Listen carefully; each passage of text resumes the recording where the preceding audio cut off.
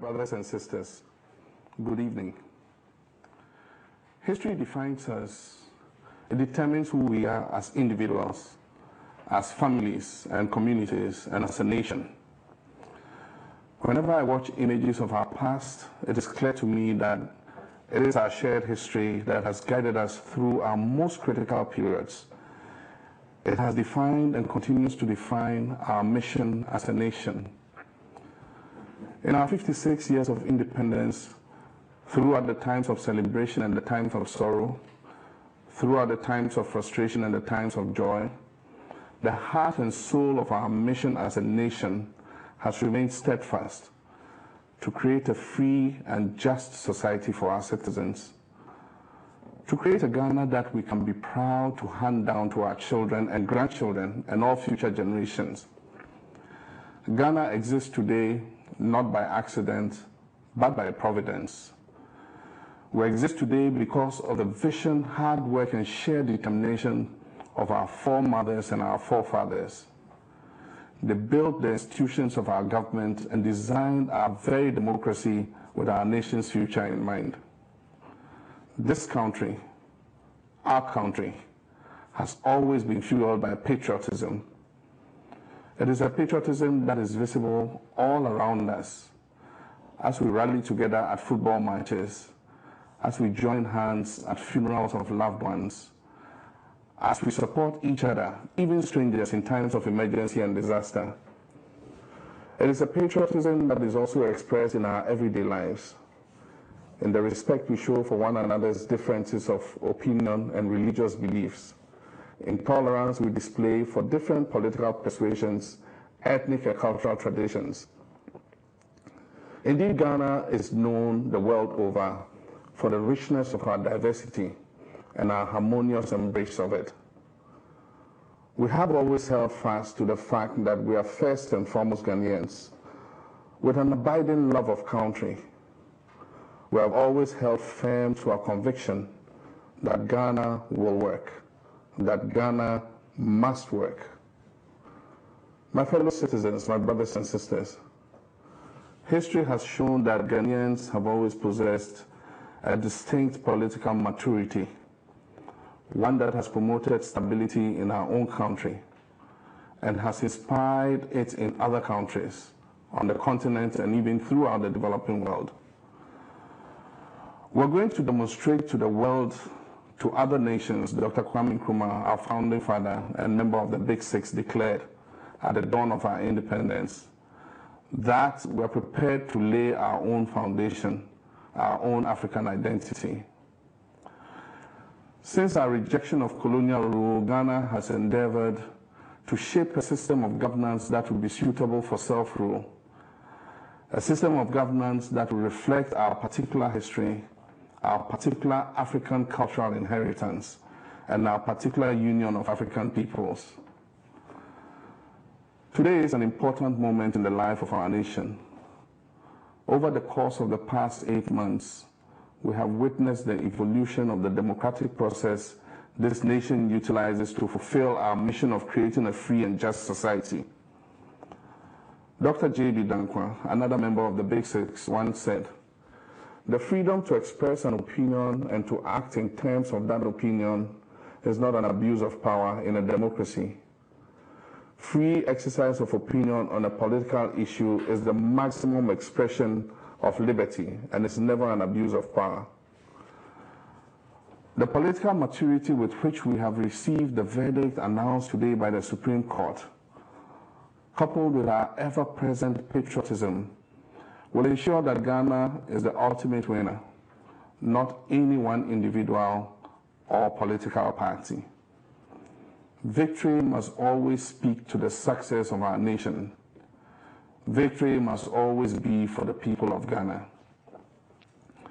The challenge that was issued to the Supreme Court and the discussions, debates, and even disagreements that it has inspired can only strengthen our institutions. In a democracy, fair, compassionate, and decisive leadership must operate within a framework that is fully functional. Strong institutions are the bedrock of strong nations. We must allow this exercise this experience to move us forward. If we allow it to do otherwise, if we allow it to be destructive rather than constructive, then we would have failed as a nation to learn the lessons that were imparted. We would have turned our backs on this rare and critical opportunity of our nation and its institutions to evolve. We would have allowed ourselves to become enemies of our own progress. My fellow citizens, my brothers and sisters, since becoming the first sub-Saharan nation to gain its independence, Ghana has earned praise and respect in the international community for its leadership on the African continent. We once again find ourselves in a position to set a standard for the rest of Africa to lead by practicing and perfecting. For the first time on our continent, there are more democracies than dictatorships, more free and fair elections than coup d'etats. We must support our African brothers and sisters who have yet to enjoy the processes we have seen today and the freedoms we cherish here in Ghana. We must pursue a day when democratic governance and independent judiciaries are the norm all across Africa, not the exception. It is with the utmost respect and highest regard that I commend the Supreme Court of Ghana, on my own behalf and on behalf of all Ghanaians, for the dedication, integrity, and professionalism with which they adjudicated this case. We have all been captivated by the proceedings, and it is with awe that we have watched the advancement of the jurisprudence of the Supreme Court of Ghana.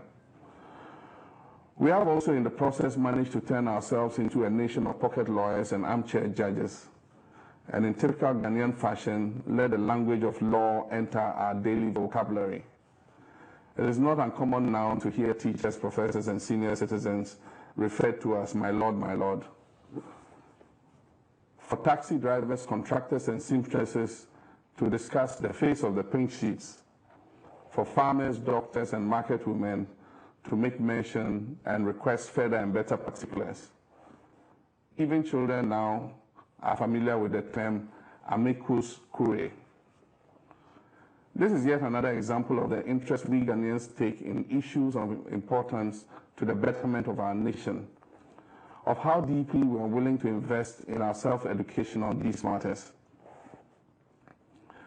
Ghana is our home. We cannot afford to be cynical. We do not have the luxury of sitting on the sidelines.